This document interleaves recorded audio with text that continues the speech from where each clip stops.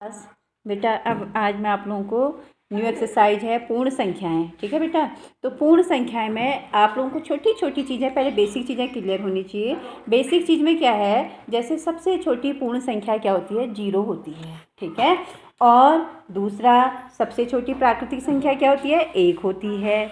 ठीक, अच्छा, शून्य सबसे छोटी पूर्ण संख्या होती है और सबसे छोटी प्राकृतिक संख्या क्या होती है, 1 होती है। ठीक, अब उसके बाद अगर आपके पास क्वेश्चन आता है कि 1 सबसे छोटी पूर्ण संख्या है, तो आप क्या लिखेंगे, नहीं 1 सबसे छोटी पूर्ण संख्या नहीं है, 0 सबसे छोटी पूर्ण संख्या होती है और 1 जो है सबसे छोटी प्राकृतिक संख्या होती है।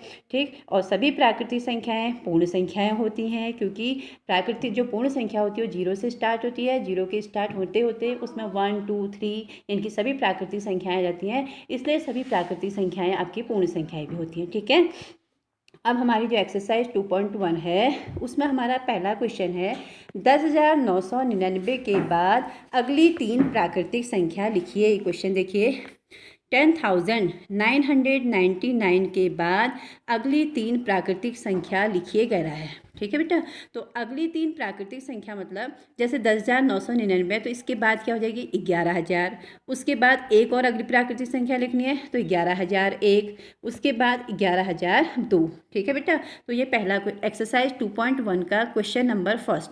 क्वेश्चन नंबर सेकेंड देखिए, 10,001 इकाई, दहाई, सैकड़ा, हजार, 10,000। 10,001 से ठीक पहले आने वाली 3 पूर्ण संख्याएं लिखिए कह रहा है। कितनी पूर्ण संख्याएं हैं, 3, और ठीक पहले कह रहा है। बाद में कहता तो आप प्लस कर देते उसमें, पहले कह रहा है तो आप उसमें क्या करोगे, माइनस। तो 10,001 से देखो, इकाई, दहाई, सैकड़ा, हजार, 10,000। 10,001 से ठीक पहले क्या जाएगी, 10,000 आएगी। उसके बाद 10,000 से भी पहले ठीक एक पहले मतलब माइनस कर दो उसमें, 9,999। 9,999 से भी ठीक एक पहले क्या जाएगी, 9,998। ठीक है बेटा, अब है सबसे छोटी पूर्ण संख्या कौन सी है। जैसा कि मैंने आप लोगों को कुछ चैप्टर स्टार्ट करने से पहले बताया कि सबसे छोटी पूर्ण संख्या क्या होती है, 0 होती है। तो यहाँ पर आपसे क्वेश्चन में पूछा भी गया है। देखिए, अभी मैंने कहा था, नहीं कहा था कि क्वेश्चन में पूछे जाते हैं कि सबसे छोटी पूर्ण संख्या कौन सी है, तो आप क्या लिखेंगे, सबसे छोटी पूर्ण संख्या क्या है, 0 है। ठीक, अब नेक्स्ट क्वेश्चन है, 32 और 53 के बीच में कितनी पूर्ण संख्याएं हैं। तो आप क्या कहेंगे, 32 और 53 के बीच में 20 पूर्ण संख्याएं हैं। ये आप गिन लेना, 32 को आप छोड़ देना और उसके बीच की 20 पूर्ण संख्याएं लिखना। ठीक है बेटा, अब है निम्न के परिवर्ती लिखिए। परिवर्ती का मतलब है ठीक एक पहले। अब मैं जैसे आप लोगों को एक एग्जाम्पल बताती हूँ। सपोज दैट हमारी फैमिली में है ना, हमारे दादाजी हैं, फिर दादाजी के बाद हमारे पापा हैं, पापा के बाद हम हैं। तो हम जो हैं अपने पापा के क्या हो गए, परवर्ती, और दादाजी के परवर्ती कौन हो गए, पापा हो गए। तो इस प्रकार से यानी कि कहने का मतलब ठीक एक पीढ़ी से अगली वाली। ठीक है, यानी कि कहने का मतलब एक डिजिट से ठीक जो आगे की डिजिट आती है वो क्या कहलाती है, आपकी परवर्ती कहलाती है। ठीक है बेटा, तो आपके पास जैसे यहाँ पर इकाई, दहाई, सैकड़ा, हजार, 10,000, लाख, 10 लाख है ना।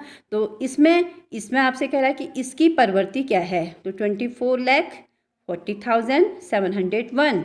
इसकी परवर्ती क्या हो जाएगी, ठीक इसमें 1 ऐड कर देंगे तो उसकी एक अगली परवर्ती हो जाती है। परवर्ती का मतलब होता है पहले, सॉरी एक बाद में, इनकी एक उसमें क्या करना है, जोड़ देना है। ठीक है, अब ये क्वेश्चन इसका बी, सी और डी आप होमवर्क में करेंगे। इसमें भी आप 1 ऐड कर देंगे, परवर्ती कह रहा है ठीक एक बाद में। इसमें भी जो है एक इससे आगे चलेगा, एक इससे आगे चलेगा, तो ये क्या हो जाएंगे, परवर्ती। पूर्ववर्ती का मतलब होता है ठीक पहले, एक पहले। एक पहले मतलब एक को क्या कर देना है, माइनस करना है, तो उसको पूर्ववर्ती कहते हैं। आपने ये 5th में पढ़ा होगा, वहाँ उत्तरवर्ती या पूर्ववर्ती या परवर्ती इस तरीके से आपने सुना होगा नाम। ठीक है, तो 94 का पूर्ववर्ती क्या होगा, ठीक पहले, हमसे पहले कौन है, पापा, इनके पापा हमारे क्या हो गए, पूर्ववर्ती हो गए। ठीक है, तो उसी प्रकार से 94 में से अगर 1 माइनस करोगे तो कितना आएगा आपका, 93। तो ये 94 का पूर्ववर्ती हो गया। इसी प्रकार 10,000 का पूर्ववर्ती, तो आप इसमें से 1 माइनस करना तो 9,999 इसका पूर्ववर्ती हो जाएगा। ठीक है बेटा, तो और सी और डी आप होमवर्क में करेंगे। ठीक, अब उसके बाद हमसे अगला क्वेश्चन कह रहा है कि निम्न के बीच में उपयुक्त चिन्ह लगाइए। उपयुक्त चिन्ह मतलब कहाँ पर बड़े का चिन्ह कहाँ पर आएगा, छोटा कहाँ पर आएगा। जैसे आपको क्वेश्चन यहाँ पर दिया है 503 और 530, तो इन दोनों में कौन बड़ा है। तो मैंने देखा ये 503 है, ये 530 है, तो इन दोनों में बड़ा कौन है, 530। तो इस प्रकार से इसका जब सॉल्यूशन हम करेंगे तो सॉल्यूशन में क्या आएगा, 503 यहाँ पर लिखेंगे और यहाँ पर 530, तो इन दोनों बड़ा कौन है, 530 बड़ा है, तो साइन ऐसा आ जाएगा। जो बड़ा होगा उसकी ओर को मुंह होगा और छोटा जो होगा उसकी ओर को पूंछ होगी। आगे ना समझ में, इस तरीके से आप इस क्वेश्चन को सॉल्व भी कर सकते हैं। इस तरीका भी समझने के लिए बहुत अच्छा है। ठीक, उसके बाद अगला इन दोनों में देखिए 307 और 370, तो बी में 307 और 370, तो अब आपको खुद ही पता है 370 है, ये 307 है, दोनों में बड़ा कौन है, 370। इसकी ओर मुँह हो जाएगा, इसकी ओर पूंछ हो जाएगी। ठीक, तो इसका सी और डी पार्ट आप लोग होमवर्क में करेंगे। ठीक है बेटा। और अब नेक्स्ट क्वेश्चन आपसे पूछा है ट्रू और फॉल्स। ट्रू और फॉल्स में पहला क्वेश्चन है, निम्न के कथनों में से कौन सा कथन सत्य है और कौन सा कथन असत्य है। शून्य सबसे छोटी प्राकृतिक संख्या होती है।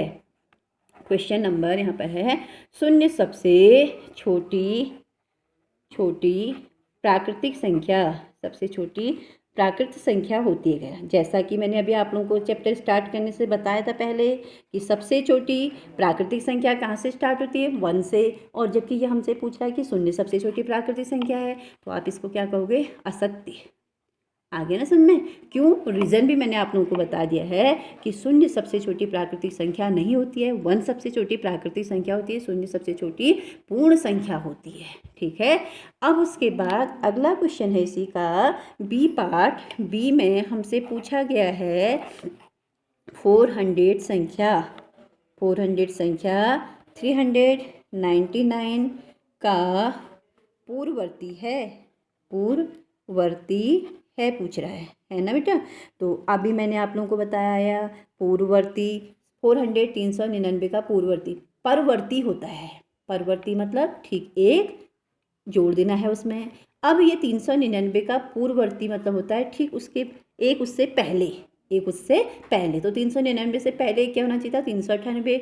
जबकि इसने हमको 400 दे रखा है, तो 400 संख्या 399 का पूर्ववर्ती नहीं होता है, ये क्या होता है, परवर्ती होता है। तो इसमें भी आप क्या लिखेंगे, असत्य।